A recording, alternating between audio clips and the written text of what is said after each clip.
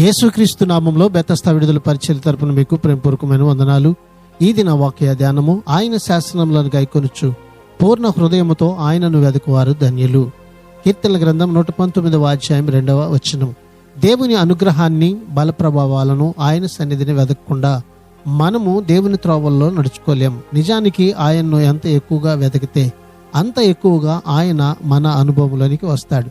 ఎంత ఎక్కువగా ఆయనకు విధేయత చూపడం మనం నేర్చుకుంటామో అంత ఎక్కువగా ధన్యులం అవుతాము. విశ్వాసి ఎప్పుడు దేవుణ్ణి వెతుకుతూ కనుగొంటూ ఉండాలి. హృదయపూర్వకంగా అంటే మనసారా అందులోని ప్రాముఖ్యతను అర్థం చేసుకుని దేవుని సన్నిధిని గురించి అరులు చాచుతూ వెదకాలి.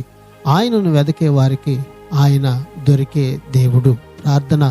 మహాపరిశుద్ధుడా, మహోన్నతుడా, జీవాధిపతి, మా మంచి యేసయ్యా, మరొక నూతన దినాన్ని మాకు ఇచ్చినందుకు నీకు వందనాలు, స్తోత్రాలు చెల్లిస్తూ మేము ఎల్లప్పుడూ మా పూర్ణ హృదయముతో నిన్ను వెదకే వారిగా ఉండే ధన్యతను మాకు దయచేయమని యేసు ప్రశస్త నామంలో ప్రార్థించి అడిగి వేడుకుంటున్నాం తండ్రి. ఆమేన్.